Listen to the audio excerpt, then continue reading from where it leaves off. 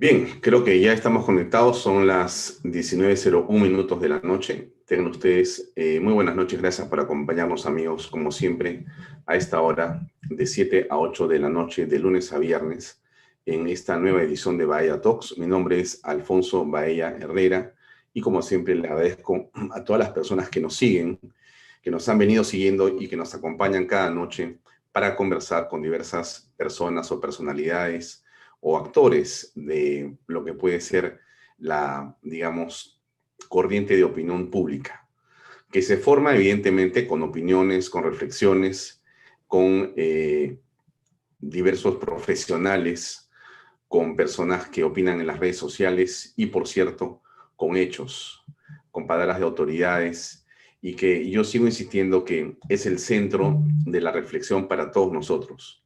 Hoy más que nunca, los peruanos debemos estar atentos a lo que está ocurriendo en el país, porque dentro de pocos meses vamos a votar, vamos a ir a las urnas democráticamente, de manera libre, para elegir quién debe gobernar el país por 5 años. Y ese acto que es uno que de muchas maneras expresa lo que es la democracia, tiene que ser hecho conscientemente y de una manera responsable y madura. Por eso es tan importante que en estos meses, de aquí hasta la elección, usted escuche y reflexione y piense muy bien su voto. El voto puede ser la manera de comenzar a resolver los problemas en el país. Y por eso es indispensable que usted lo haga de una manera responsable y lo haga de una manera, eh, ¿cómo le diría? No vamos a decirle sabia, pero sí de la mejor manera posible, ¿no? De la mejor manera posible. Bien, hoy no es un día lamentablemente bueno tampoco para el país. Quizá la única noticia que valga la pena comentar sea que ayer el gabinete de la señora Bermúdez logró con 111 votos la confianza y entonces valida ya y legitima su presencia y su acción ejecutiva. Creo que eso es importante. El Congreso, después de escucharla, sin mayor debate, se produjo la votación y se avanzó, se avanzó. Pero como todos sabemos, el gobierno no es solamente los votos que el Congreso pueden o no darte. El gobierno es bastante más complejo. Y este espacio en el que nos encontramos, este interregno hasta que se produzca la elección y el cambio de mando, es especialmente sensible. Hay mucha tensión, hay muchas expectativas y eso hay que ver cómo se maneja. Ayer decíamos algo que hoy día vamos a conversar de una manera muy importante. Hablábamos de la legitimidad, hablábamos de la forma en que había llegado el señor Francisco Sagasti al poder. Y hablamos de violencia, de lamentable violencia. La violencia en la calle, los lamentables supuestos desaparecidos que aparecieron todos, los dos fallecidos ciertos, fueron el caldo de cultivo y finalmente las razones objetivas por las cuales el presidente Merino tuvo que dejar el poder y renunciar para que se produjera una nueva elección de presidente del Congreso que trajo como consecuencia la aparición de Francisco Sagasti del Partido Morado, un partido que es minoría en el Congreso y que no ha ganado absolutamente nada. Por una razón que hasta hoy, ahora seguimos preguntándonos, los que habían votado por la vacancia de Vizcarra se sintieron autoexcluidos de esa elección y decidieron dejarle la elección a la izquierda y al Partido Morado. Ahí está el gobierno de Francisco Sagasti, está a la izquierda al mando del Congreso de la República y tenemos un gabinete que es básicamente de la progresía. ¿Qué pasa con el Estado de Derecho? ¿Qué pasa con la violencia? El sur, sin solución, el norte, sin solución, y el centro, ahora, sin solución. Tenemos a la ciudad de Lima prácticamente cercada, con una policía totalmente relativizada, y frente a esto, los peruanos nos preguntamos qué va a ocurrir. Y nos preguntamos dónde están las leyes. Nos preguntamos qué cosa es el Estado de Derecho. Supuestamente estamos en un Estado de Derecho, estamos en algo que se llama Estado de Derecho. La pregunta es exactamente qué significa esto, para qué sirve, por qué el imperio de la ley es importante y quién lo tiene que hacer valer. Por esa razón, nosotros creímos muy importante esta noche pedirle al doctor Javier Villastein, un magistrado y un abogado de enorme prestigio, que nos acompañe en esta reflexión y que nos ayude, nos acompañe a entender algunas cosas que quizá él con su experiencia le ayuden a usted, señora o señor, a ti joven que estás viendo lo que pasa en el país, a entender mejor cuál debería ser nuestra posición y cómo entender este proceso en el cual estamos tan preocupados todos los peruanos. Llegó un video hace un minuto muy interesante que lo quiero poner porque me parece muy útil que ustedes lo vean y también el doctor Villastein, que se encuentra, por cierto, ya conectado con nosotros. Vamos a hacer la presentación en un minuto, pero quiero mostrarles este video también al doctor Villastein y a todos ustedes para que reflexionemos ese minuto y ahí comienza esta conversación eh, para todos ustedes. A ver, déjenme compartir el video.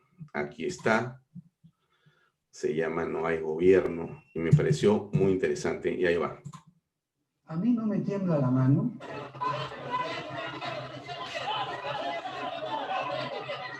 A mí no me tiembla la mano. ¡Lo prendieron un camión, Lucy! A mí no me tiembla la mano.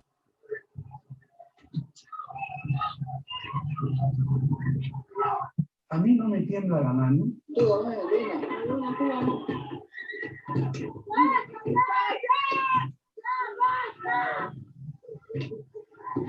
A mí no me tiembla la mano.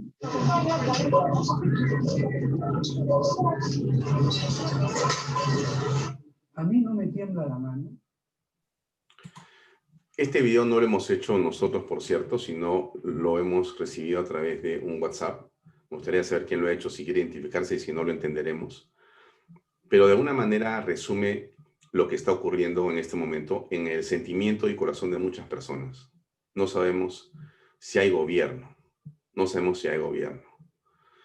Bien, dicho esto, déjenme presentar a nuestro invitado que ya se encuentra con nosotros. Él es Javier Villastein. Javier Villastein es un abogado, es un magistrado, ha sido un hombre educado en la Universidad Nacional Mayor de San Marcos. Quizá lo más importante dentro de su carrera ha sido ser presidente de la Corte Suprema de Justicia del Perú, un cargo que ha ejercido con enorme prestancia, solvencia y una enorme honestidad que todos reconocen. Un hombre realmente, déjeme decirlo sin ningún embate, ejemplar para el país. Ejemplar para el país y para los peruanos. Y bueno, para nosotros es sin duda un tremendo honor y una enorme gratitud que esta noche nos acompañe para conversar. Está con nosotros ya el doctor Javier Villastein. Javier, buenas noches. Gracias por acompañarnos. Buenas noches y muchas gracias por... Me parece que se bajó un poquito el volumen. No, estoy... Ahora, ya, perfecto. Ahí está. Ya. Sí, bueno, estoy en audio. Sí, perfecto. Muchas gracias por los halagos. Bueno, el punto es que en efecto, pues estamos en una situación que no es jurídica, el problema que está ocurriendo en el país es político. El país está al garete, está a la deriva. Es un capitán en modo de ornamento que no tiene la menor idea de lo que hay que decidir y lo que hay que hacer. Yo siempre he dicho que detrás de un buen discurso hay una mala gestión. Habla muy bonito, pero el tema no es hablar, sino gestionar. Y el gobierno en este momento está en modo de absoluta incapacidad de gobierno, como lo vemos con ocasión de las tomas de carreteras en el sur, en el norte y en el centro. Es decir, completamente aislado, y el señor Sagasti no ata ni desata con esa crisis, porque le tiene miedo a tomar decisiones, ¿no? que tiene, bueno, ese es el tema de los caviares, pues cuando el caviar gobierna, pues en realidad nunca ha gobernado. Tienen una trayectoria parasitaria, son expertos en parasitar y en consecuencia no saben gestionar, solo saben colgarse la teta del Estado. Eso es lo que está ocurriendo en el Perú. Bien, antes que nada, solamente para darles un poquito más de información, el video que hemos pasado al principio, me acaban de decir que es de Ricardo Pinedo, el ex secretario de Alan García, estuvo invitado acá, es un hombre político, es un político del Partido Aprista, es un hombre valiente también, y no sabíamos que era en el video, pero nos han comunicado que es él, de Ricardo Pinedo, a quien le enviamos, por cierto, nuestro abrazo y nuestra felicitación por ese pequeño video que en ese minuto resume lo que está ocurriendo. Bien, volvamos a la conversación con el doctor Villastein. Y aquí, doctor Villastein, yo le pido un poco de docencia, porque nos ven muchas personas que también podrían no entender, doctor, qué es ser caviar. No necesariamente la gente entiende los términos, dicen, ¿es un hombre de izquierda o es un caviar? ¿Es lo mismo o no es lo mismo? ¿Nos puede dar un poquito de contexto, por favor? Cómo no, las categorías ya están relativizadas y eventualmente obsoletas, eso de derecha y de izquierda ya pasó de moda, pero como todavía existen gente que pretende el totifascismo o una actividad todopoderosa del Estado, y los que creen o los que creemos en el libre mercado, en la libertad, en la democracia. Pero ¿qué cosas son los caviares? Los caviares no son de izquierda, ni son de derecha, no son nada, son basura, para decirlo de una manera descolorida. Los caviares son parásitos, que tienen un lenguaje de pseudoizquierda, ¿no? Pero quieren vivir como de ultraderecha. Esa es la verdad, parasitariamente. Esos son los caviares. ¿Por qué se les dice caviares? Porque no son rojos, ¿no? Son rosaditos, como el caviar. Ese es lo que es un discurso rosado, ¿no? Pero un apetito de magnate. Y como no tienen capacidad de trabajar, tienen que vivir parasitariamente en sus ONGs, en sus organismos estos financiados por grupos económicos. Este es el tema. Ahora, ¿cuál, digamos, debería ser el problema? Si, digamos, ok, son profesionales seguramente, tienen, digamos, un pensamiento social determinado, viven del Estado, seguramente muchos de ellos son intelectuales, hacen consultorías. ¿Qué cosa es lo que, digamos, afecta o dónde está el problema con este grupo de personas? ¿O es parte de la libertad y del folclore político? Hay que aceptarlo. No, un momentito. La libertad y la libertad de expresión y la libertad de trabajo y todo está muy bien mientras no sea en modo de parasitario, ¿no? Y extorsivo. Entonces, estas ONGs, estos grupos, que no son tantos, hay uno que otro que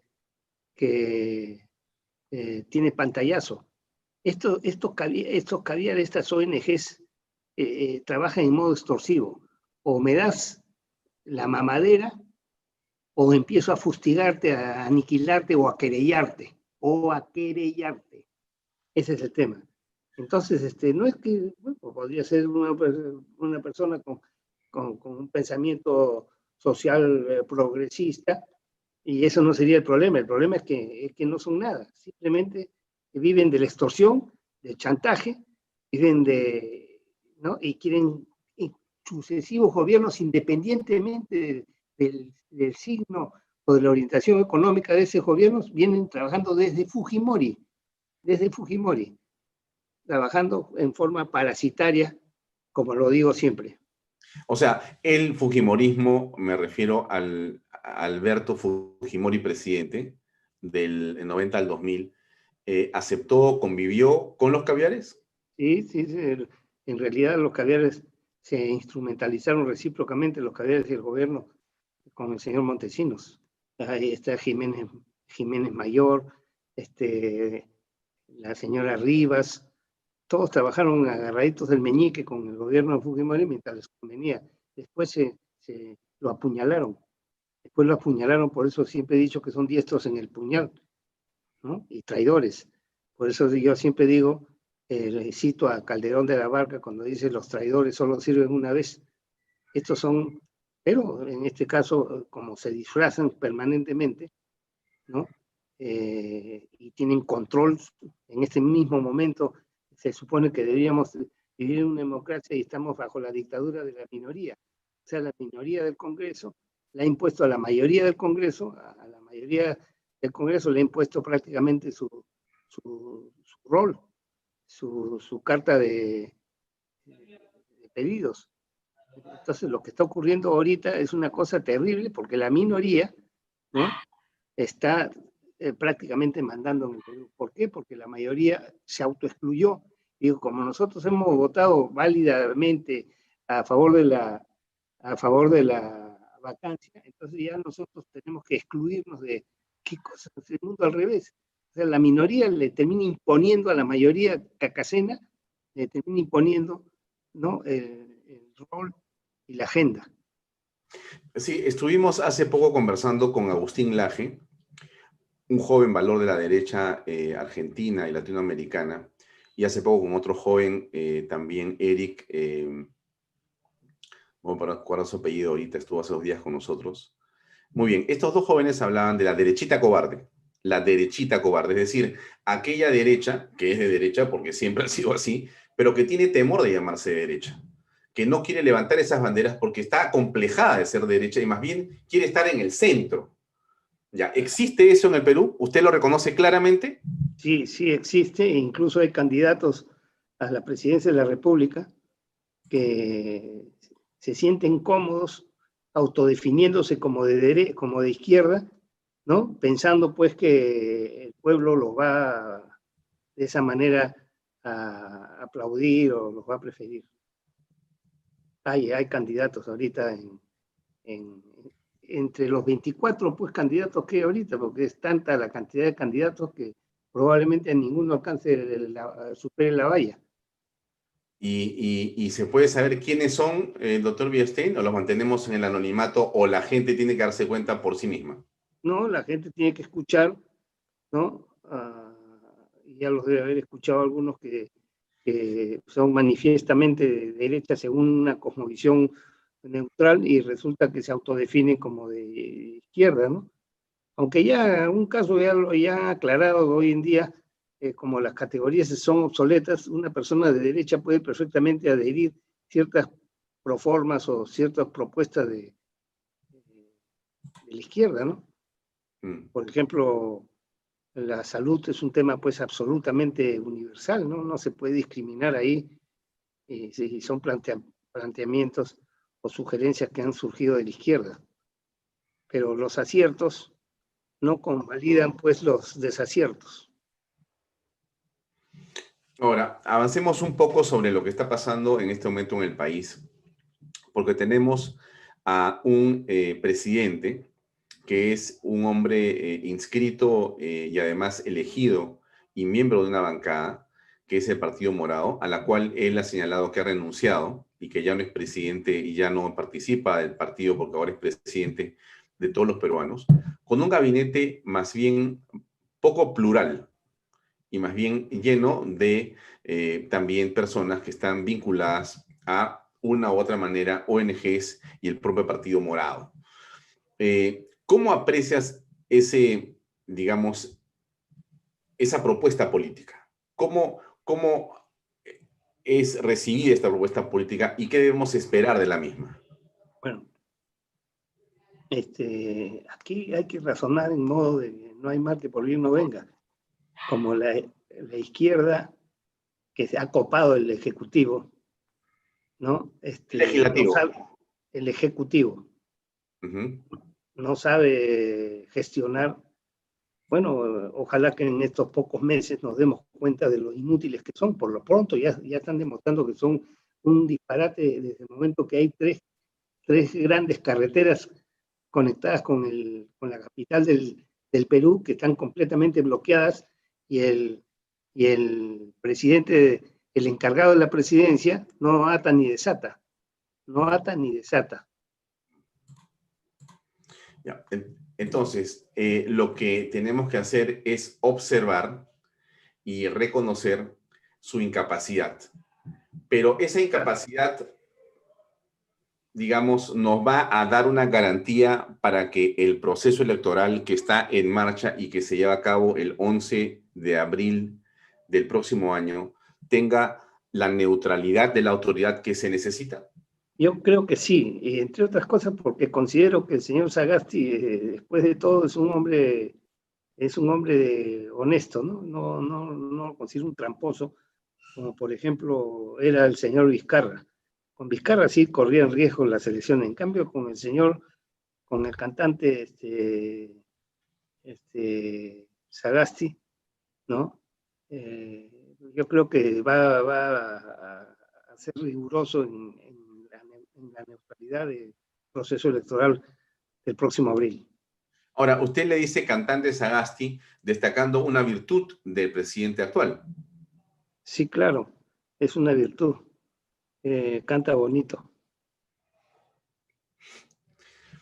Claro, un presidente puede ser un artista, puede ser un poeta, puede ser un escritor, puede ser un bailarín. Eso, digamos, no obsta para no poder ser un buen gobernante. El asunto está que frente a esas virtudes o esas cualidades, en el caso del Ejecutivo, tiene que aparecer la otra parte que es justamente la capacidad y el don de mando y el liderazgo, que son fundamentales. Bueno, los primeros actos de gobierno, bajarse a 17 generales de la Policía Nacional, me parece pues un despropósito. El siguiente caso es que están tomadas 3 carreteras y el presidente está cantando, cuando en realidad lo que se tendría que hacer es emplear pues la fuerza para descongestionar esas carreteras en salvaguarda del principio constitucional al libre tránsito, porque lo que está ocurriendo en las carreteras de Ica, en las carreteras del norte y la carretera central es inaceptable desde cualquier punto de vista, y el Estado de Derecho reclama el Poder Ejecutivo que tiene mando. Lo que ocurre es que puede ya haber perdido mando, porque ordena y nadie le hace caso, ¿no? Porque si después por quítame estas pajas, se bajaron a 17 generales, entonces ya puede haber 2 cosas, o nadie le hace caso, o él mismo ya no tiene capacidad de mando. Claro, al presidente de la República en este momento se le está, digamos, colocando dentro de su menú de gobierno inmediato. Vino seteado con el tema de la pandemia, el tema económico y el asunto del proceso electoral. En realidad, eso era aquello en lo que tenía que, digamos, enfocarse. Ver cómo controla el tema del COVID, ver cómo impulsa la economía y manejar el proceso para que no exista problemas y podamos elegir libremente sin ningún obstáculo. Pero aquí hay una carátula que yo veía del Otorongo, este diario de Perú 21, donde hay muchas caricaturas y toman más bien un poco a la broma, y lo ponían al presidente del Partido Morado, o al presidente del gobierno transitorio, Francisco Sagasti, en un piano, tocando piano y cantando, con 3 problemas sobre ese mismo piano, que es el paro agrario, o esta movilización de los sectores agrarios para tomar carreteras y pedir una serie de concesiones, la crisis en la Policía Nacional del Perú y el tema de las vacunas que no se define. Ahí hay 3 temas que están ocurriendo en la actualidad y que necesitan a un grupo de personas que tomen decisiones. El día de hoy casi no han hablado, ha estado silente porque la situación, como hemos dicho al principio, comienza a complicarse. Norte, sur, centro, la ciudad comienza a ser cercada. ¿Qué vamos a esperar, doctor Villastein? Bueno, por lo pronto, el tema de esos 3 problemas, el problema de la crisis policial la generó él, al darle de baja a 17 generales y enturbiando la trayectoria de todos, porque podrían darse el caso de que en algún supuesto podría haber un general merecido esa destitución, pero ha mezclado a los culpables con los inocentes prácticamente en un acto absolutamente inaceptable. Eso lo generó él. El otro de la pandemia sigue siendo problema de él porque ha puesto de ministra de Salud a la misma que fue ministra con el señor Vizcarra, que no ataba ni desataba, ¿no? Y entonces y el gabinete que ha puesto es un gabinete absolutamente absurdo, pues, ¿no? Y que ha debido ser más cuidadoso. Entonces no ha sido todo lo neutral que se mostraba.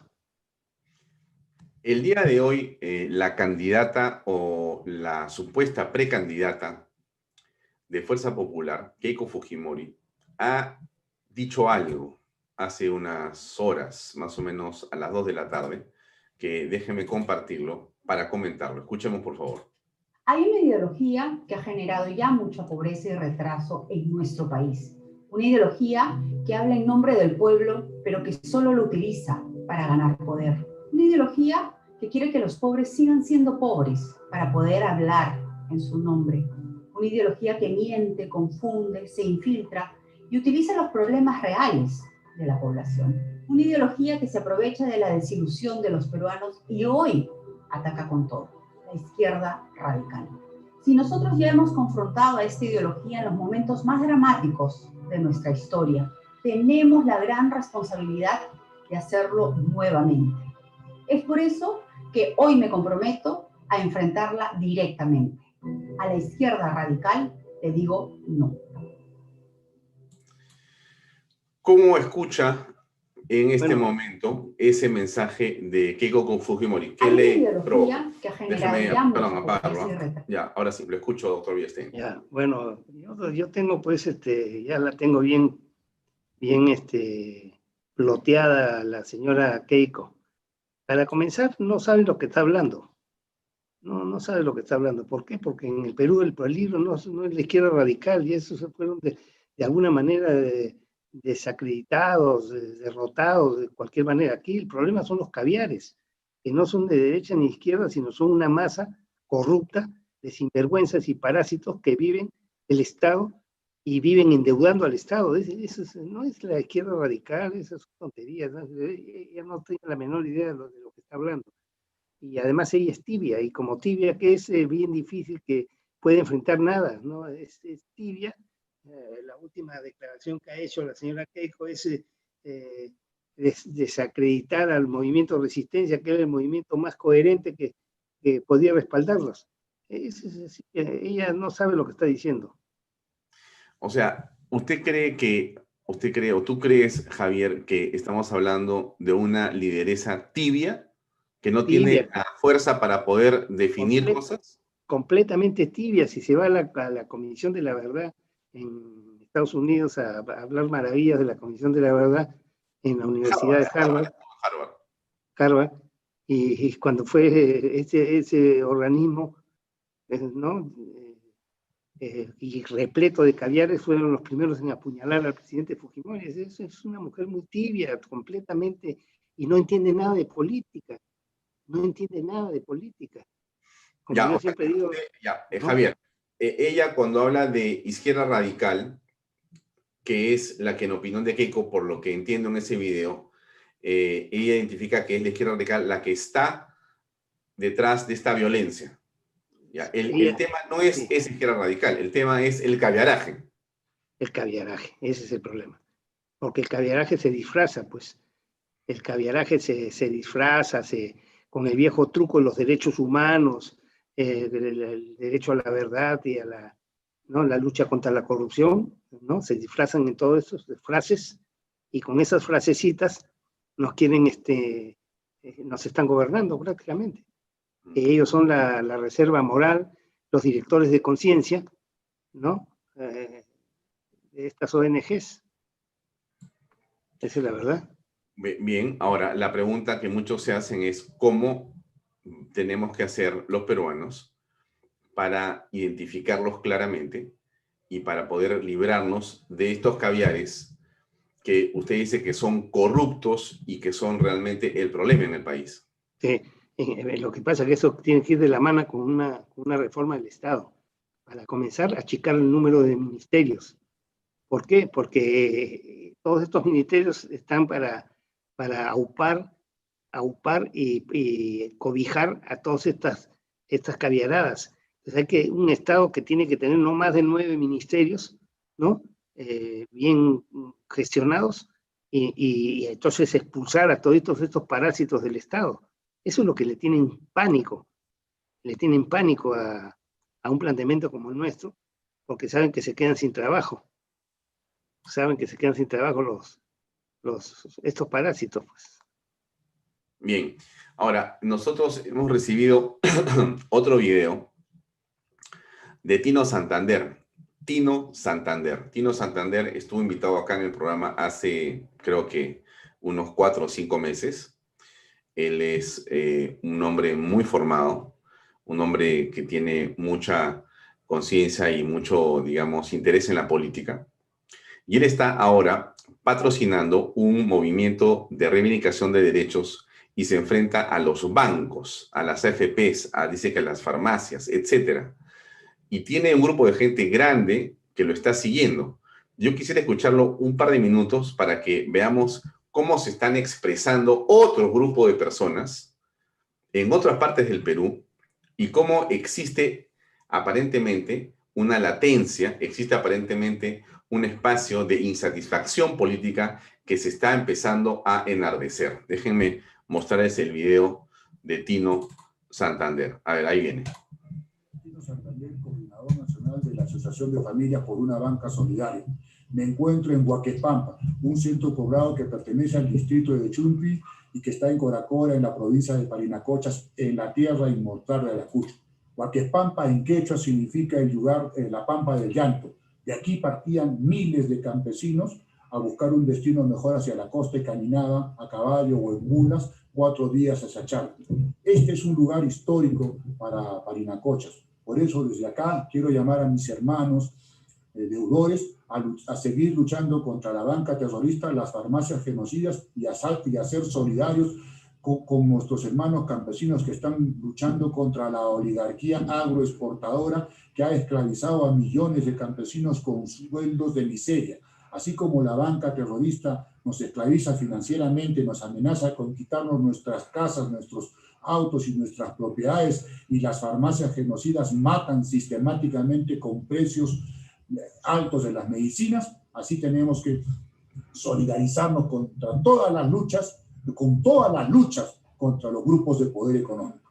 Por eso es necesario en estos momentos continuar la lucha y hacerlo en primer lugar contra el Banco de Crédito y su gerente general Gianfranco de Ferrari, que escondió sus miserables propósitos en las luchas juveniles de las semanas pasadas. Gianfranco de Ferrari cree que haciéndose el gerente democrático va a engañarnos. Nosotros sabemos que su banco está aliado al fujimorismo. Nosotros sabemos que su banco controla la superintendencia de bancos y seguros.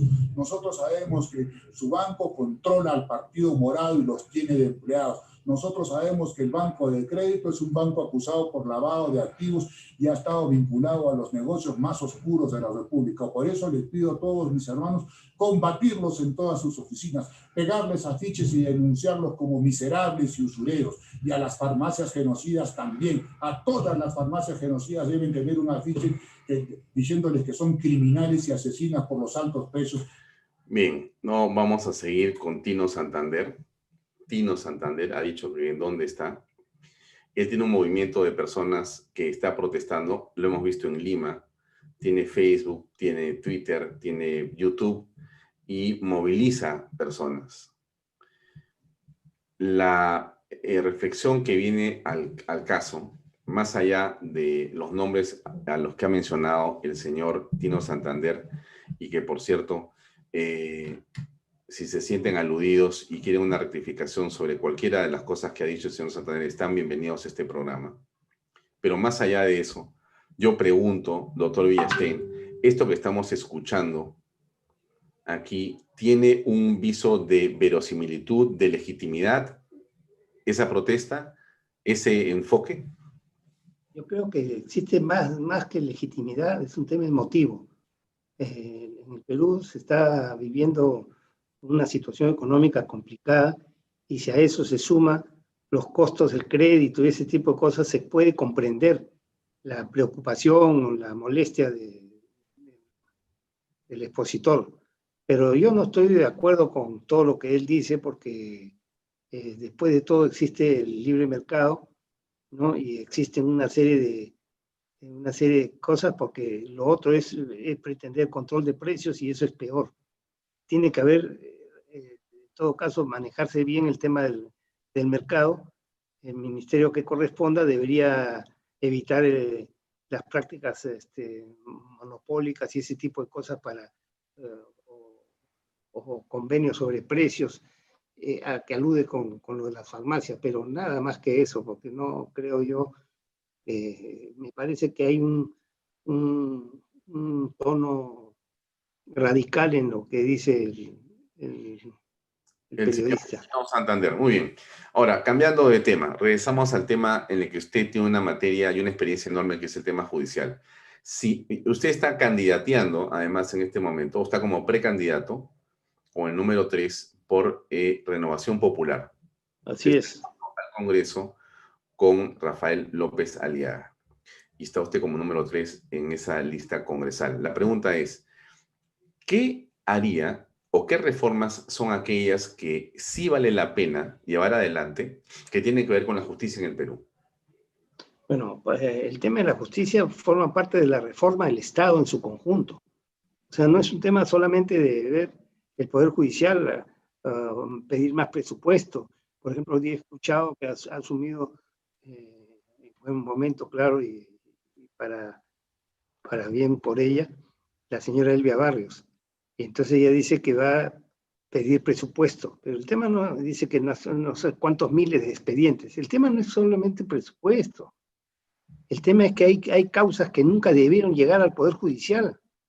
Hay causas que nunca debieron llevar a la Corte Suprema, por insignificantes, por diminutas las pretensiones.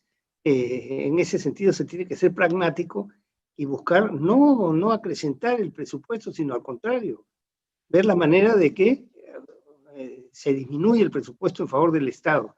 Entonces, una de las propuestas que hace López Aliaga, y con la que estamos completamente de acuerdo, es el achicamiento del Estado, al modo de Singapur. Un Estado pequeño, de pocos ministerios, pero bien remunerados y bien atendidos, y un poder judicial efectivo, ¿no? Que no se pierden detalles. No puede ser que un juez de la Corte Suprema, después de 17 años de un juicio patrimonial, lo anule, pues, ¿no? Eso es una ceguera absoluta, porque el derecho civil es un derecho patrimonial, ¿no? Y si el derecho patrimonial es muy lento, se perjudica la economía del país. Entonces, los juicios civiles deberían resolverse en el acto. Sin embargo, toman años, prácticamente años para resolverse. ¿Por qué? Porque hay jueces en modo de burócratas y no han estudiado una sola página de economía. Y se tiene que reformar este sistema procesal para que las cosas sean expeditivas y sumamente rápidas. Ahorita estamos viendo, por ejemplo, en el área penal, todos los expresidentes involucrados, aún no pasa nada. Eso debería resolverse en una semana y tienen años y años y no resuelven nada. Nadie actúa. Están en modo de parálisis, por decirlo de alguna manera. Entonces no es un tema solo de presupuesto, ¿no? Ni de luchar contra la corrupción. No. La corrupción es el resultado de todo eso. La mejor manera de luchar contra la corrupción en el Poder Judicial es que los juicios no sean eternos, sino que sean rápidos, en el acto, en el día. Si ha sido un ciudadano involucrado con las manos en la masa, ya no tiene nada que discutir, ya contra los hechos no hay argumentación que valga, en 24 horas se dicta la sentencia y se ejecuta. Pero no, pues con el viejo truco, el debido proceso, el derecho de defensa, la lucha contra la corrupción, el derecho a la verdad, en fin, 1000 cosas, ¿no? Que a la larga perjudican pues el desarrollo económico del país. Ahora, si reconocemos que la corrupción en realidad no es la del Poder Judicial, sino la de los hombres que administran las leyes, o sea, la corrupción es un efecto. La causa está en las personas que se corrompen, ¿no? Bueno, la pregunta es entonces, ¿cómo cambiar a las personas en ese Poder Judicial? ¿Qué plan se puede tener y cómo esperar a que con un grupo de congresistas o desde el Parlamento se pueda iniciar ese proceso de buscar una mejor justicia para los peruanos? ¿O es una ironía o es imposible? No, es difícil porque los hombres que ocupan los puestos en el Estado son pues son peruanos. Y el problema en el Perú es que es un tema de cultural, es un tema educacional, es un tema de formación. Entonces, en un país donde existen tantas dificultades, no podemos pretender príncipes en las cumbres, pues, ¿no? Del Estado. Eso es lo que se me ocurre por el momento decir.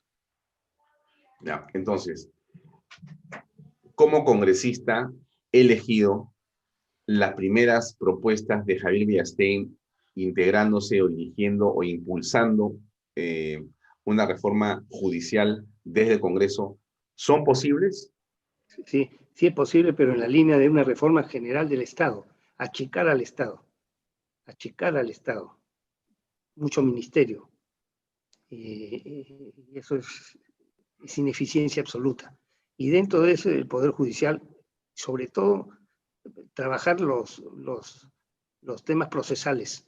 Yo creo que la procesal civil y procesal penal tienen que sufrir un cambio en manos de alguien con criterio pragmático y no con un procesalista teórico de café, ¿no? Como los tenemos en la Corte Suprema. Escriben libros lindos, pero todo lo que hacen en su corte es todo lo contrario a lo que dicen en sus libros. Eso es lo que hay que revisar. Ya. El señor Mauricio Müller ha sido promotor de una ley, la ley Müller, que lo que hace es regular la publicidad del Estado en los medios privados. Creo que esa idea de esa ley, esa iniciativa, le ha valido la desaparición de la política. Yo le preguntaría a usted, doctor Villastein, a ti, Javier, le preguntaría si tú estarías dispuesto a impulsar esa ley a costa que te desaparezcan de la política. Es una pregunta bien complicada, porque en realidad no es tampoco desaparecer o que continúe, sino es un tema de regulación. Yo creo que ese tema se tiene que estudiar en modo progresivo, porque decir que no a la publicidad estatal o sí no, tiene que estudiarse mecanismos al respecto para evitar pues perjuicios colaterales y múltiples en esa materia y contra esas instituciones o personas. Claro, pero ahí aparece la llamada mermelada. La mermelada. Bueno, es que esa es una forma de llamar, porque la libertad de prensa no puede estar subordinada a un pago, ¿no? Por ejemplo, yo en algún programa anterior contigo hemos conversado que los diarios Chicha pagaban sin factura y ahora pagan con factura. Entonces ese es otro tema. Eso ya es corrupción. Pero la publicidad propiamente no tiene por qué ser, no, si hay transparencia y es bancarizada, no tiene por qué ser satanizada. No, digo yo. Pero puede haber que con el argumento de la bancarización y de la transparencia, en el fondo se estén ocurriendo otra cosa, y eso queda pues en el ámbito de la ética del periodista o de los periodistas o de los diarios, ¿no? Claro, pero el periodista no la recibe, creo. Hasta lo despiden por quítame estas pajas. Lo que importa es lo que el medio está generando y promoviendo dentro de. Ahí hay, de todas maneras, un trasiego de dinero sobre la base de venta de publicidad, pero que en el fondo lo que hacen es ponerse... Porque aquí de lo que se trata, doctor Villastein, y corrígeme, perdón, Javier, lo siguiente, ¿no? Se trabaja sobre percepciones, las encuestas y los medios. Quien maneja las encuestas y maneja los medios es el que gana la elección. Si tú como Villastein no manejas encuestas ni medios va a ser difícil, o no, o me equivoco. No, Federico Nietzsche decía, no existen los hechos, sino la interpretación de los hechos.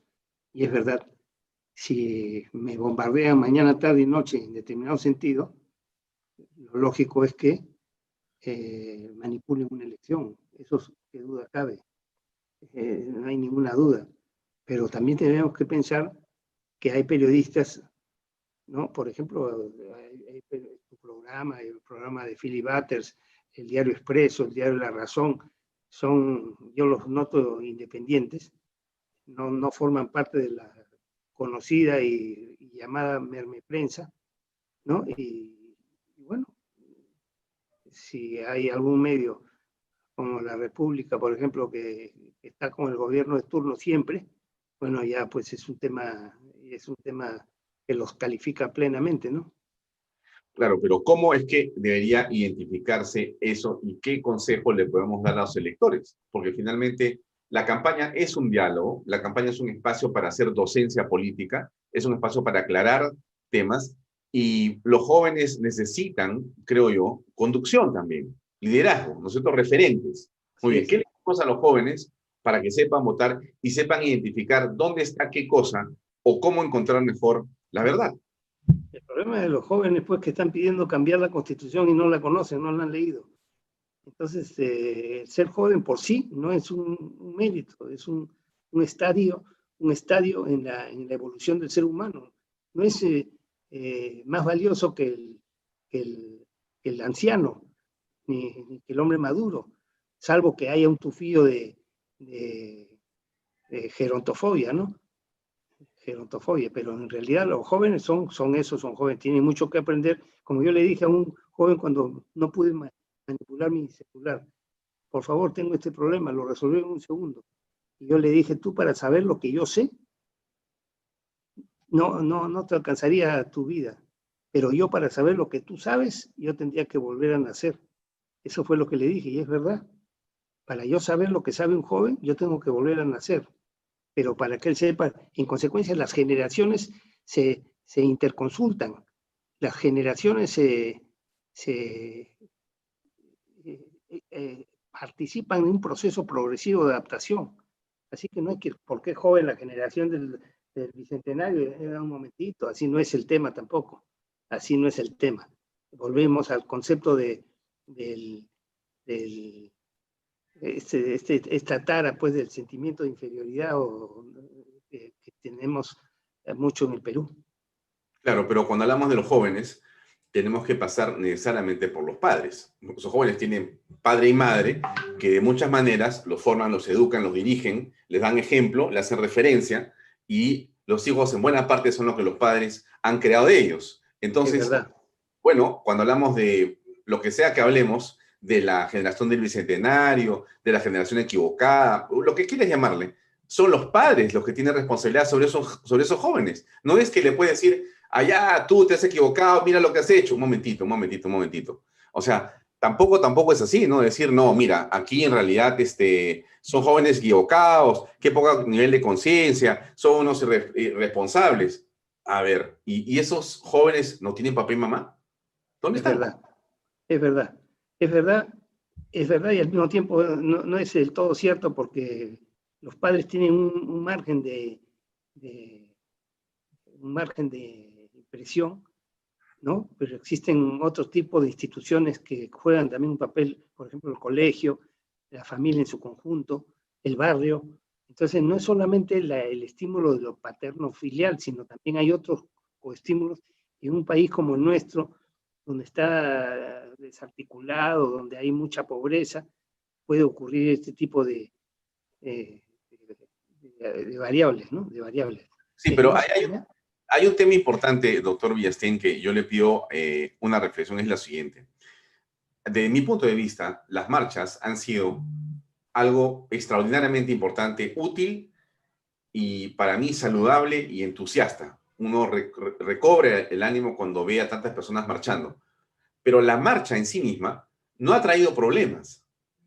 Pero ha habido un grupo de personas que son específicamente violentistas, que se han enfrentado a la policía para conseguir justamente heridos o una circunstancia determinada. Pero el 99% de las personas marchó con sus hijos de la mano, con sus banderas, con sus claxones, tocando sus aplicaciones de las ollas. Y eso me parece que está muy bien en un país. Qué bueno que haya gente capaz de salir a protestar cuando cree que algo está mal. Eso es plausible y uno tiene que sentirse orgulloso de esa gente que salió a caminar. Pero el tema está en la violencia. Eso es algo que no podemos aceptar los peruanos. Podemos aceptar que marchemos todos los días o cuando creamos, porque eso es la libertad y la democracia, pero lo que no se puede hacer es violentar una situación, desdibujar una protesta. Yo creo que inclusive deslegitimar la propia marcha y la protesta, enfrentándose a la policía, buscando un herido, buscando lamentablemente una situación trágica como la que ha ocurrido. ¿Qué piensa al respecto? Pienso exactamente lo mismo. Las marchas pacíficas, ilegales, ilegales, porque pueden ser todo lo pacíficas, pero estábamos en estado de emergencia y también esa marcha era ilegal. Pero el gobierno pues estaba tan deslegitimado y ya nadie le hacía caso que se produjeron las marchas. Están muy bien las marchas, están muy bien.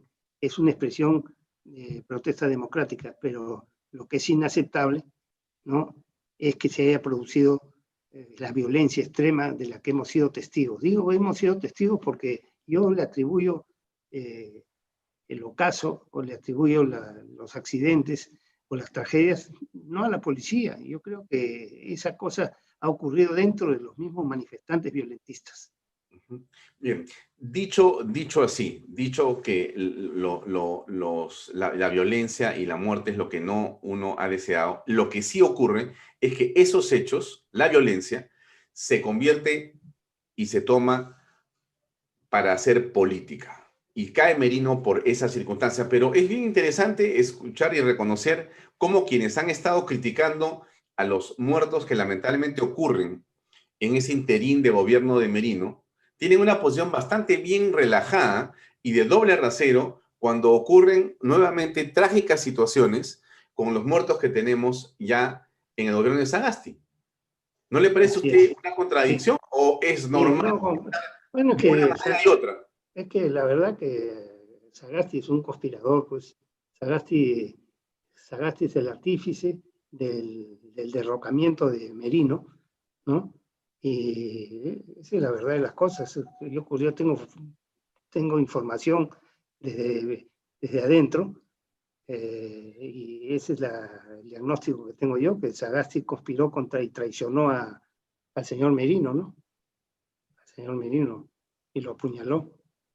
Pero él es como él está en el fondo, pues tiene el poder, pues tiene el poder con la caviarada que lo respalda. Ahora, lo que no es aceptable es la oclocracia, ¿no? La oclocracia, ¿no? El gobierno de la muchedumbre. Eso es lo que no se puede aceptar, de las masas. Eso no se puede aceptar. La protesta sin propuesta es nada. No, lo que pasa pues que aquí el tema está en que el gobierno le tiene miedo a las masas. ¿Qué gobierno? ¿Qué gobierno? El gobierno de Sagasti. Del encargado pues de la presidencia, le tiene miedo a las masas. Ya. Ha utilizado a las masas para sacarlo a Vizcarra, más o menos, pero está completamente inmovilizado el hombre. Él está pensando en su trono, en su trono rojo, ¿no? Hemos visto un video empezando el programa que lo que nos hace pensar realmente es que las cosas están bastante mal para el gobierno, porque no se logra entender cómo se va a salir de esta situación. Eso es, hay una parálisis en este momento y no hay solución a lo que está pasando. Así es. El señor Sagasti está completamente inmovilizado, ¿no? Aterrorizado. No le queda otra cosa que cantar y tocar piano, pues, en realidad. Sí, es muy grave. Yo solamente para reiterar quisiera, antes de continuar con la entrevista, colocar el video otra vez. Dura 40, 50 segundos, pero me parece importante verlo. ¿Me tiembla la mano?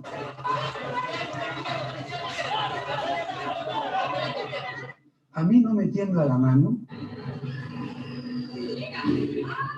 ¡Lo prendieron un camión, Lucy! A mí no me tiembla la mano.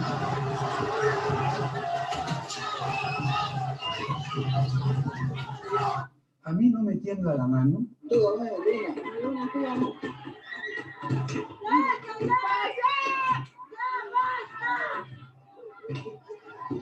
A mí no me tiembla la mano.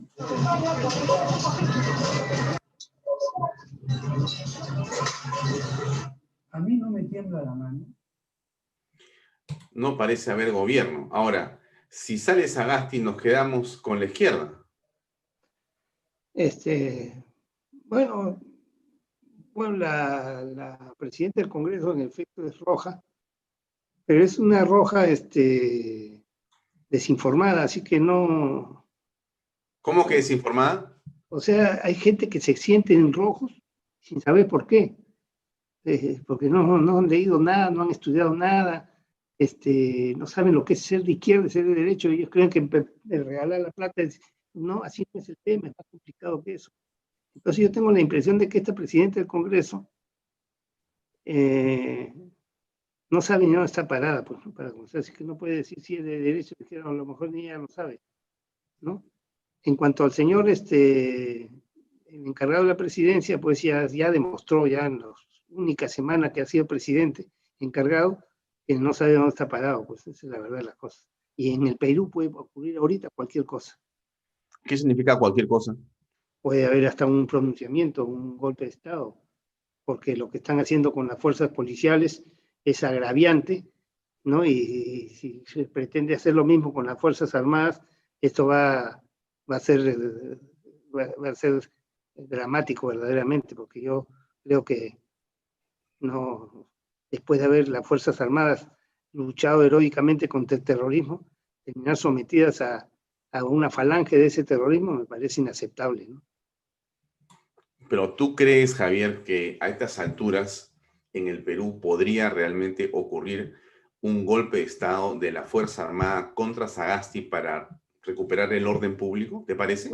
No creo que sea conveniente ahorita porque es muy poco el tiempo que tiene el encargado de la presidencia.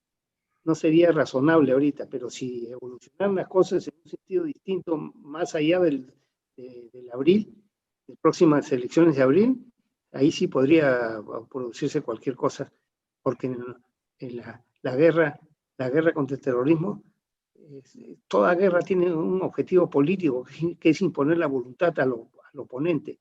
Y en el Perú, la guerra contra el terrorismo la hemos ganado nosotros, pero los rojos están imponiéndonos su voluntad y su derrotero.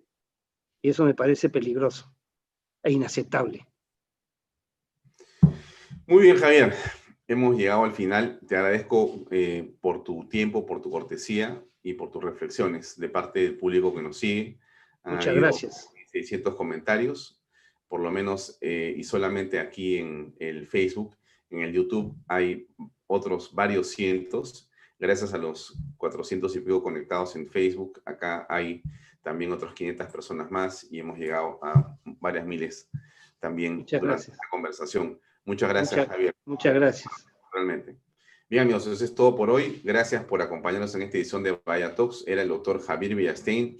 Hoy es viernes. Mi recomendación siempre, los viernes a los que desean ir a misa, orar y rezar, siempre es bueno, más en estas circunstancias, por el país y por todos en general, para que las cosas en realidad vayan mejor. Que tenga usted un buen fin de semana. Esperamos que las cosas en el norte, en el sur y en el centro mejoren. Solamente les pedimos a las personas que están enardecidas y molestas por lo que está pasando un poco más de paciencia. Sé que es muy difícil pedirlo, pero un poco más de paciencia, más comprensión y más tolerancia y más respeto por la ley para todos. Gracias, amigos. Muy buenas noches.